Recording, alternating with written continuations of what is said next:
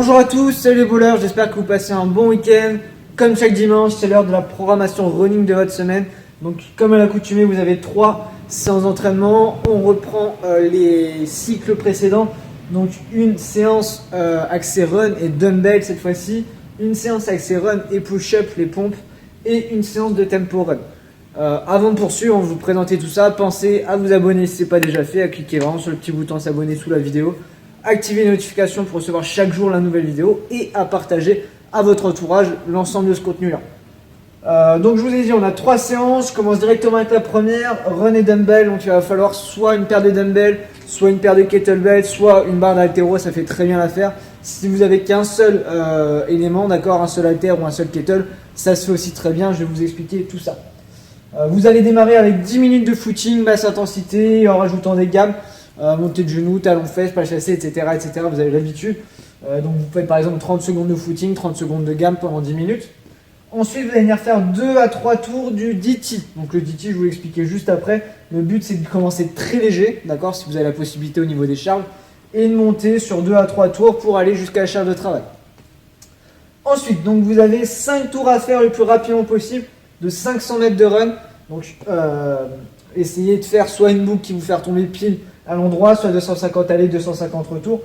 Et ensuite, un tour du DT. Donc le DT, c'est 12 deadlifts, 9 hang power clean et 6 shoulder to overhead.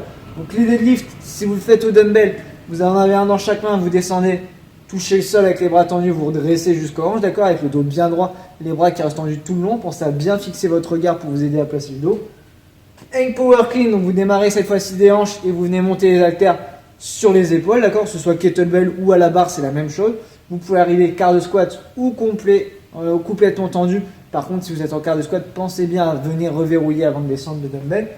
Et shoulder to overhead, donc sur les épaules, vous venez envoyer au-dessus de la tête. Servez-vous bien des jambes et pareil, soit vous arrivez directement debout, soit quart de squat et dans ce cas-là, vous redressez après. Donc vous avez vu, c'est des mouvements qui s'enchaînent. Après les deadlifts, j'arrive aux hanches. Après la power clean, j'arrive sur les épaules. Donc les 3 mouvements s'enchaînent de manière cohérente. Le but, ça va être d'essayer de faire chaque tour sans le breaker, d'accord? Donc choisissez une charge qui convient. Si vous n'avez qu'un seul halter ou un seul kettlebell, vous faites le tour complet d'un côté, puis le tour complet de l'autre côté. Ok, 12-9-6 à droite, 12-9-6 à gauche. On terminera avec 5 minutes de footing tranquille pour finir cette séance-là. Sur la séance run et push-up, donc vous allez démarrer 5 minutes de pet slow pour essayer de bien mobiliser aussi le haut du corps. Donc tout ce qui va être marche du lézard, marche de l'araignée, etc. Ça va être très bien pour travailler un petit peu sur les épaules et bien s'engager. Ensuite, vous avez 5 minutes de gamme à faire en course à pied. Donc là, vous reprenez ce que je viens de dire, montée genoux, pas chassé, talons fesses, etc. pour bien vous préparer au travail qui suit. Le travail qui suit, c'est un AMRAP de 20 minutes. Donc là, je conseille soit de le faire sur une piste d'athlée, soit sur un terrain de foot, soit si vous pouvez baliser une distance de 100 mètres, d'accord, ce sera impeccable. Vous avez donc un AMRAP de 20 minutes, le plus de tours possible en 20 minutes, 100 mètres de run à chaque fois, et à chaque tour, vous allez rajouter 100 mètres supplémentaires. Et 10 push-ups, donc les pompes, et à chaque tour vous allez rajouter 5 à 10 pompes en fonction de votre niveau. Ok, donc le premier tour je fais 100 mètres plus 10 pompes, le deuxième tour 200 mètres plus 15 à 20 pompes, d'accord, vous adaptez, troisième tour 300 mètres plus 20 à 30 pompes, etc. Attention, si vous rajoutez 10 pompes à chaque fois, ça va vite devenir très challengeant, donc c'est vraiment pour ceux qui maîtrisent bien. Pareil, n'hésitez pas à faire sur les genoux, il faut vraiment pouvoir mettre de l'intensité là. Ensuite, vous allez prendre 5 minutes de récup complète et on terminera par un max burpee sur 5 minutes. Donc là, vous allez avoir les pecs en feu, les bras en feu, le cardio qui va être bien élevé normalement. Il va falloir vraiment tirer profit de ces 5 minutes de récup pour pouvoir envoyer tout ce qui reste sur ce max burpee. D'accord ? On terminera par 5 petites minutes de footing tranquille en guise de retour au calme.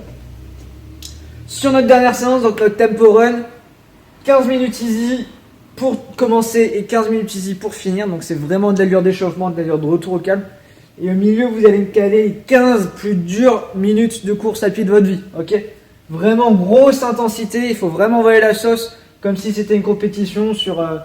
là, ça va être quelque chose comme un 3000 mètres pour la plupart, d'accord, 3000, 4000 mètres. Donc il faut vraiment envoyer la sauce ici. Je veux que ce soit très très dur une fois les 15 minutes passées là, de ne pas s'arrêter, de ne pas marcher, d'accord. Moi, le travail qui va m'intéresser, c'est d'une part vos 15 minutes à intensité vraiment haute et votre capacité à enchaîner tout de suite sur la course à pied, redescendre le rythme et ne pas marcher, d'accord. tout de suite repartir sur 15 minutes de course à pied et récupérer pendant la course à pied. Je veux que ces 15 minutes-là, ce soit de la récupération, que vous soyez capable de récupérer en courant. À la fin de ces 15 minutes-là, vous allez vous sentir bien mieux qu'avant ces 15 minutes-là. D'accord? Ça va être tout le travail du jour.